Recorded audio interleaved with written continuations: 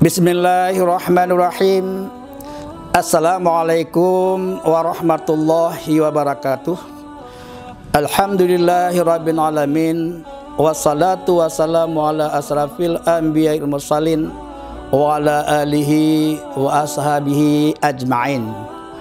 Raditu billahi rabba wa bi islami dina wa bi Muhammadin nabiyya wa rasulah.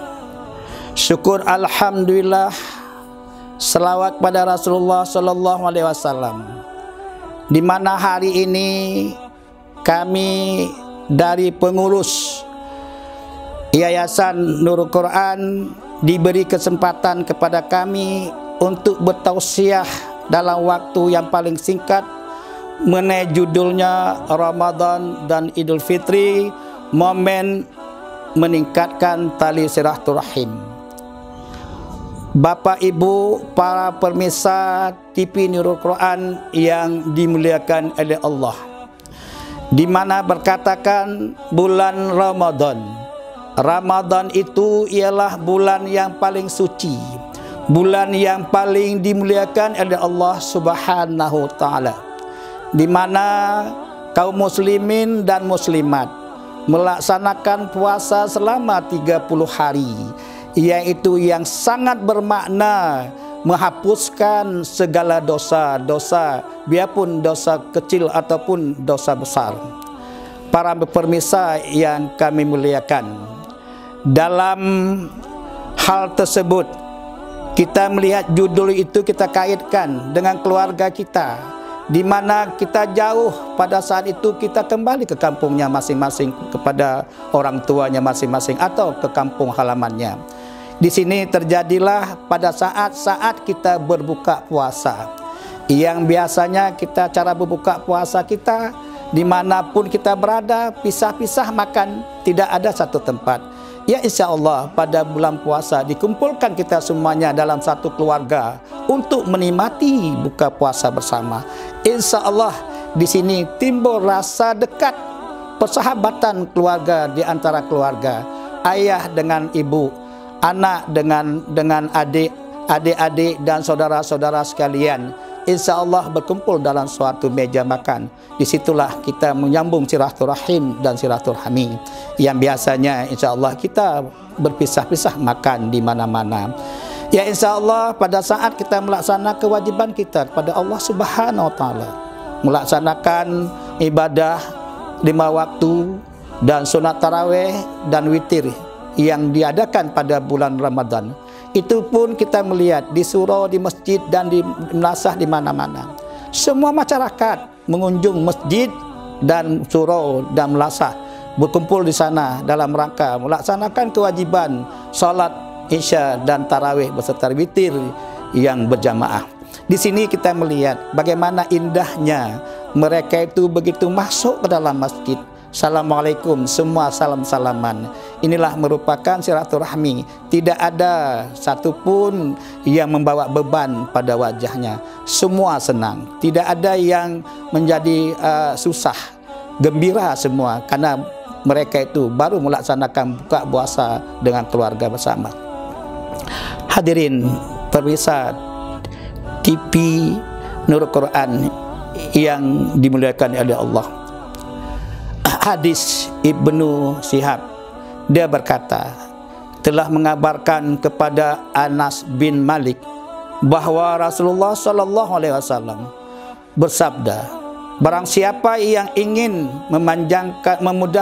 memudahkan rezeki untuknya dan panjang umurnya, hendaklah ia menyambung silaturahmi. Hadis riwayat Bukhari. Hadirin hadirat sekalian, disinilah lahirnya keindahan umat muslim seluruhnya, seluruh dunia dalam melaksanakan bulan suci Ramadan, di mana kita melihat di sana cerita kita tadi semua berkumpul, ibadah pun kita berkumpul, berbuka pun kita berkumpul. Insya Allah pada siang hari juga kita berpuasa bersama-sama. Kita menahan diri dari segala mungkar dan nangkir daripada Allah Subhanahu wa taala. Hadirin dan hadirat pemirsa TV Nurul Quran yang kami muliakan, dikala 17 Ramadan. Itu sama-sama kita melaksanakan perayaan nuzul Quran. Di situ juga kita melihat semua kita membawa kenduri dalam rangka kita merayakan nuzul Quran. Ya, insya-Allah di situ juga timbul silaturahmi yang sangat luar biasa, di mana kampung-kampung di sekitarnya, kalau masyarakat desa diundang datang ke Melasah untuk buka puasa bersama. Dan pada siang harinya masyarakat menyiapkan hal-hal kebutuhan berbuka puasa. Di situ nanti pada saat serene berbunyi tanda buka sudah dimulai, mereka itu membuka hidang sama-sama dan makan sama-sama. Yang bunyi apa? Cuma sendok dan piring, yang lain semua sepi. Jadi disitulah timbulnya doa yang diterima oleh Allah Subhanahu wa Ta'ala.